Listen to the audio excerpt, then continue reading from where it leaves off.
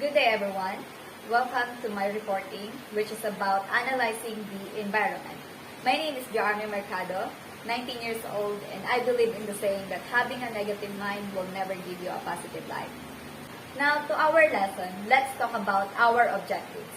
First is to know the different layers of the marketing environment and be able to perform elementary environmental analysis. Now, we are going to start this lesson by asking these two questions. Number one is give an example of a trend that is happening right now and how can an entrepreneur take advantage of this trend.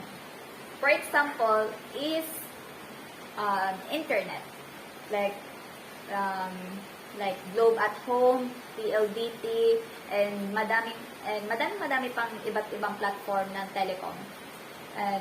Talagang trend na trend ngayon kasi nga madaming student nag-online class pa din or kaya businesses na nagpapatakbo gamit ang online, gamit ang internet. And next example is milk tea. Not just milk tea but any other kinds of drinks, which is trend talaga ngayon dahil patok na patok yan sa Gen Z at mga millennial. Not just for Instagram, but also the different taste and flavor. And our last example is clothes. Bakit? Dahil ito ang trend ngayon at maraming kabataan ngayon, not just kabataan, talagang lahat ngayon is pinapahalagahan ngayon ang fashion. And how can an entrepreneur take advantage of this trend? Siyempre, magbebenta ka nito dahil madaming tao ang gusto ng mga fashion, ng mga clothes. Now, let's move on to the second question. Give example of promising product that could have worked here if only the environment was different. For example, here in Bungabong, kung mas madami pa ang population ng mga tao dito, mas maganda talaga magpatayo ng Jollibee, McDo, and Inasal. However, dahil nga hindi ganun kadami ang population dito, yun ang mga promising product that could have worked here if only the environments are different. Now, for the first topic of our lesson, we'll talk about the marketing environment. You cannot just launch a product without first knowing anything about the world at large. In fact, you need quite a bit of information before you even begin to roll out your product ideas. Ano nga ba yung mahalagang ideas na yun? Information about competitors' products and strategies, the marketing and its behavior, government regulation regarding your proposed products, alternative option, economic trends, distributors, and behavior, and much more. Madami pa po yung iba. In short, the first thing you must do in marketing is do your homework. And the problem, however, is that the world is pretty complex with so many things to scan and monitor. It does take the time and effort to analyze each and every element in it.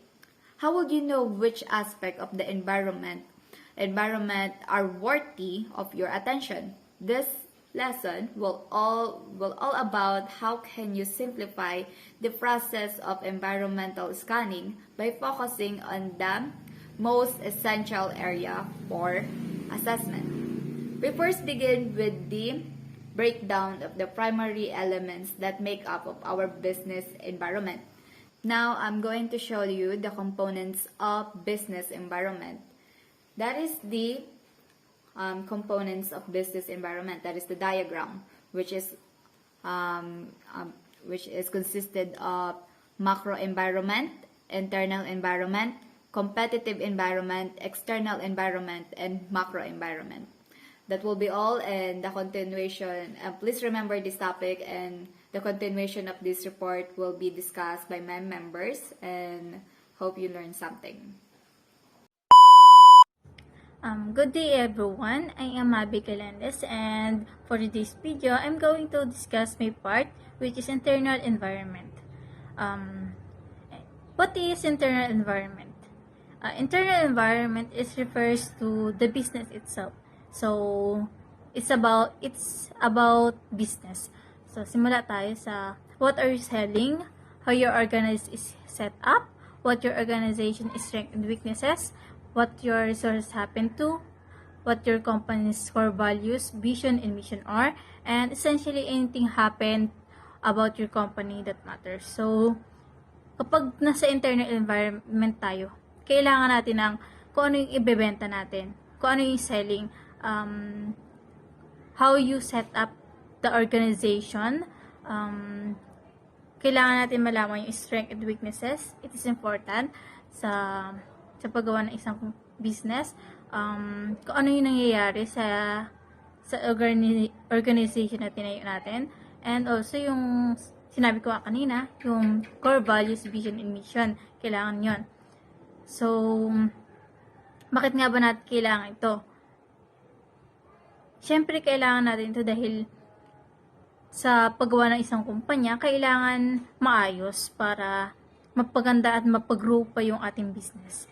So, we have here 5 things that we may want to assess in our companies or businesses in internal environment. So, we have 5. First is company cash flow.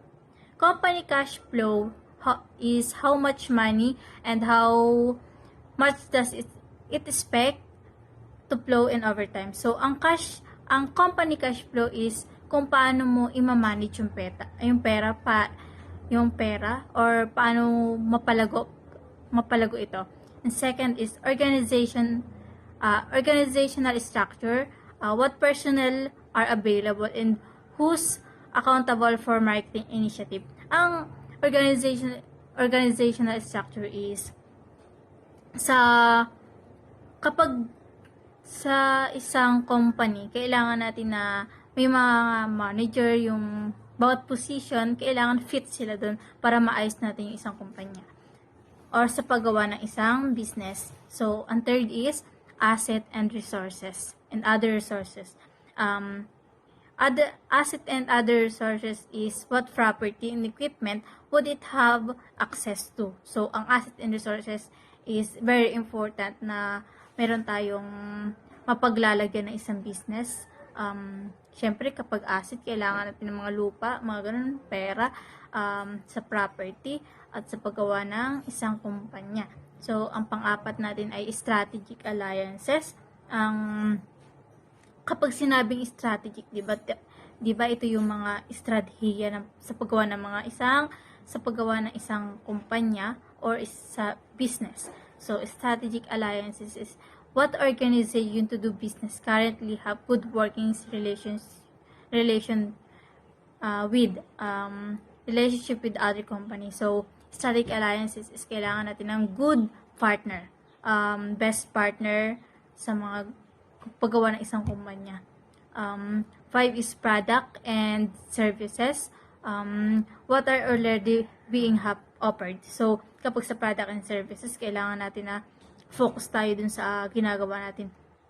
Product, kung ano yung binebenta natin. Services, kung ano yung ino-offered natin sa kanilang service. So, sa mga paggawa ng business talaga is focus tayo.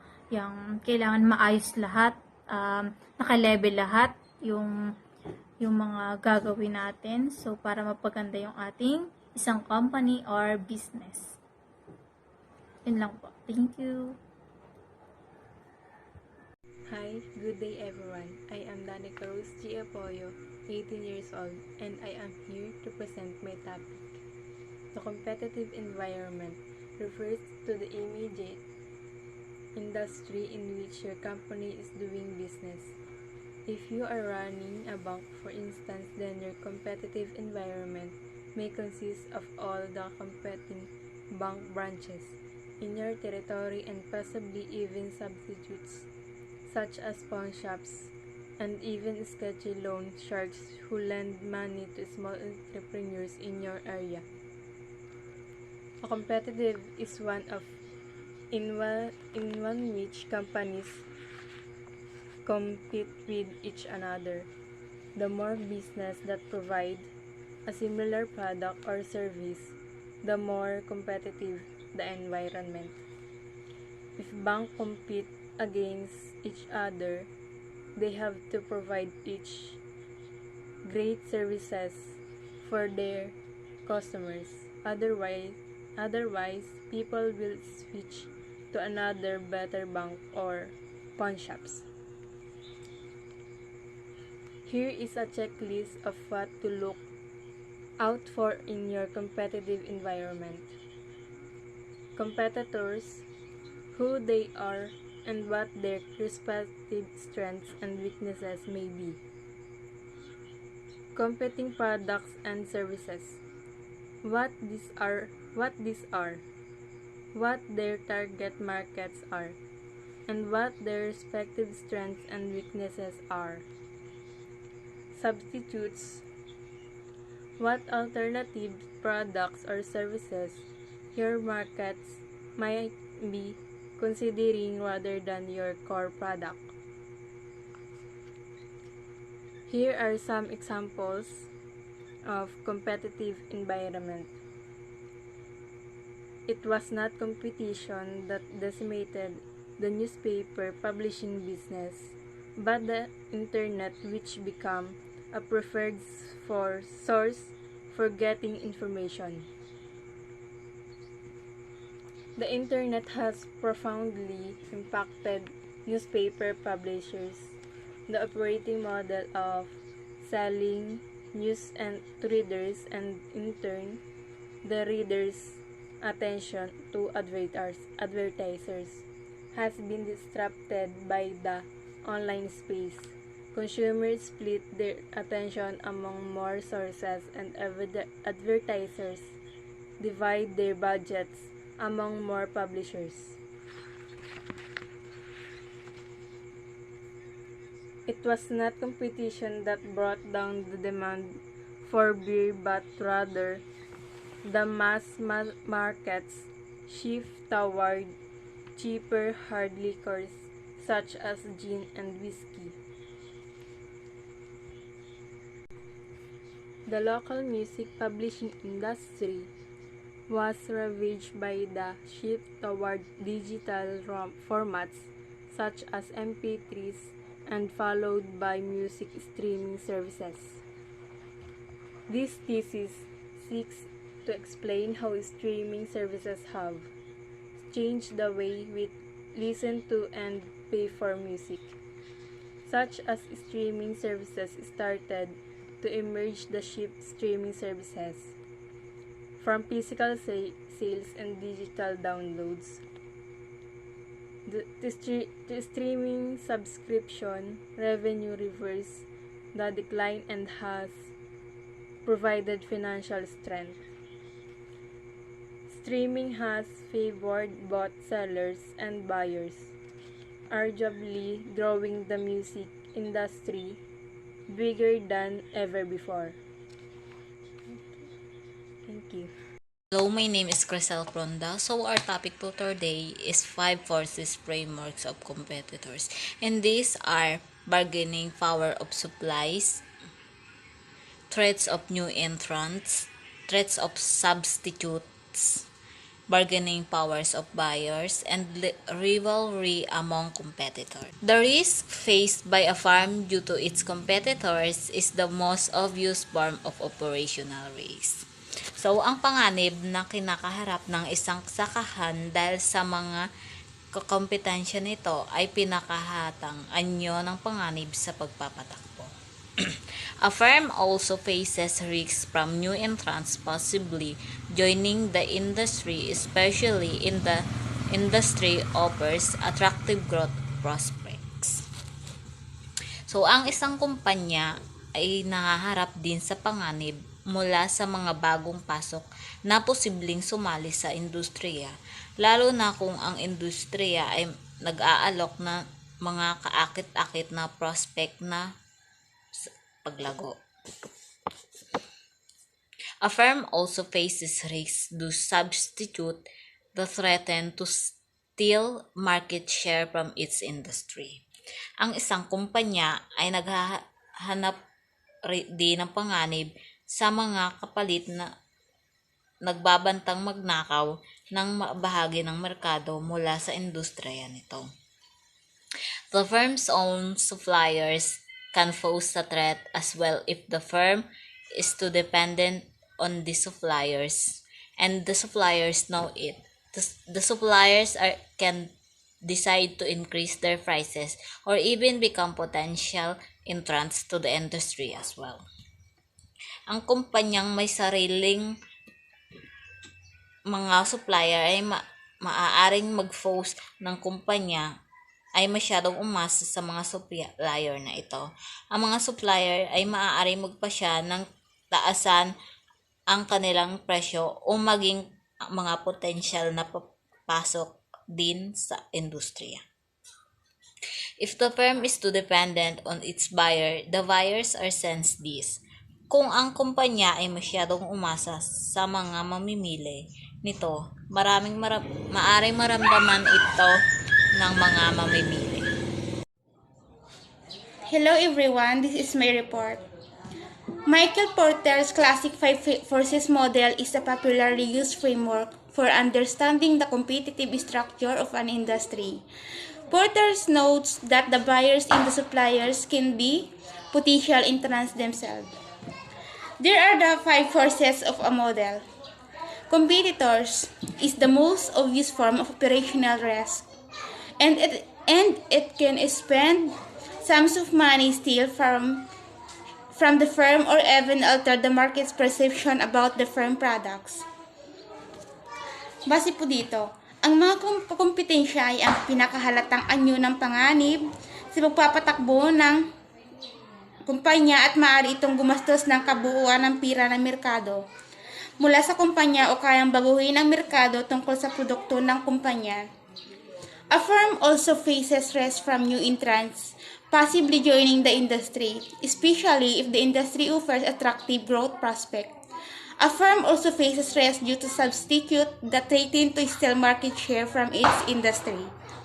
Ang kumpanya ay nahaharap din sa panganib mula sa bagong pasok na posibleng sumali sa industriya, lalo na kung ang industriya ay nag-aalok ng kaakit-akit na pag-asa sa paglago. Suppliers can pose a threat as well if the firm is dependent on the suppliers and suppliers know it. The suppliers can decide to increase their prices or to even become potential entrants to the industry as well. Ang mga suppliers ay maaaring magdulot din ng isang banta kung ang kumpanya ay masyadong umaasa sa mga suppliers na ito at alam ng suppliers na maaari itong magpasya na taasan ng kanilang presyo. If the firm is too independent or its buyer, the buyer may sense this they might band together and threaten the firm through additional demands. Buyers may also become potential entrants into the industry if they feel that entering the industry is a simple matter of all. Kung ang kumpanya ay nagsasarili o ang mga mamimili nito ay maaring maramdaman ito ng mga mamimili na maaari silang magsama-sama at pagbabantaan ng kumpanya sa pamamagitan ng karagdagang mga kahilingan. Ito lang po ang aking report. Salamat po. Going through the different elements above is what is called a pest analysis. It managed to cover quite a lot of what is essential to monitor in the macro environment. In the end, environmental scanning is all about identifying important trends in the environment. Why trends? It's because trends become the reality of the near future. Since it also takes time to mobilize a new product concept, you would want your product concept to be viable in the near future where it belongs. Environment scanning is all about identifying important trends, and we are wondering why. The answer is clearly started here. Trends become the reality of near future. New product and invention in our generation extensively spread through the world, where new ideas begin to change people's ways of living their life every day, in the smallest to bigger ways. Time was quick as we observe, and if you're planning to create your own product invention, it would take time, in that you have to think where it could pop up the next year and would it be still popular and useful in the future. Here are the sample trends. Number 1. continuing growth of smartphone penetration or mobile phone penetration is a way of measuring mobile phone usage in a particular country. Number 2, the continuing growth in credit usage or credit utilization ratio refers to the amount of available credit you're currently using. Number 3, the movement toward a higher value information-oriented jobs. Number 4, the growing presence of multinational franchise, even the non-food industry. When the do-it-yourself become improvement craze hits the United States, Armstrong World Industries and manufacturer of tiles decided to take advantage of the trend. From simply manufacturing tiles and shipping them to the hardware shop and installer, it created a more retail-friendly product in the form of box tiles that came with a friendly instruction and all-in installation kits. Armstrong Raven's company changed distribution in 1994.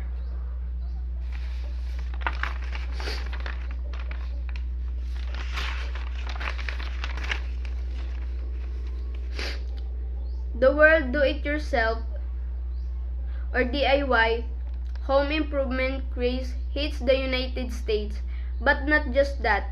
It also hits 100 of countries doing the same thing. Instead of buying the processed product or ordering expensive food meal, either the cheapest one, people came to choose make the DIY, as it lowers the budget but satisfies their desire of a food or product where they can make their own style and ingredients they want to be added.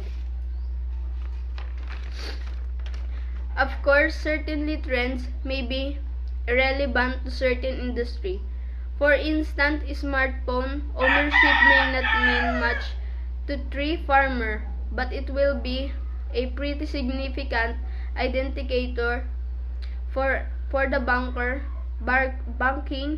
banking industry that concerned with wrapping up mobile access to its service.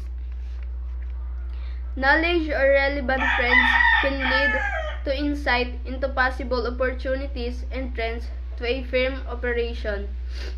What are the trends that your business can take advantage? What are the trends that can eventually threaten its operation? Not only it's give the thing you want or the thing you need easily, but it also improve your ability to take your own piece, a product or food that your own and originally yours. Threads versus PAD, what is the difference? The 22 Immutable Law of Marketing by Al Ries and Jack Trout explained that a PAD is a short-term phenomenon that might be profitable, but a PAD does not last long enough to do a company most good. Furthermore, a company often tends to gear up as it a PAD, where a thread as a result that company is often stuck with a lot of stuff, expensive manufacturing facilities, and distribution network. When the PAD disappears, a company often goes into a deep financial shock. Ang PADS, ito ay isang uri na activity or style na kadalasang hindi pang matagalang sumisikat. Ito ay nawawala rin agad, gaya ng laruan, gaya ng yoyo, lastiko, long band, at text. Ang threads naman po ay isang pagbabago o pag-unlad tungo sa bago at naiiba. Gaya na lang po ng bike, dati bike lang, ngayon ay may e-bike na. Next po, the external environment, however, includes the matter to cultural and socio-cultural factor that play a key part in determine the taste and preferences of consumer and to which companies need to cater to.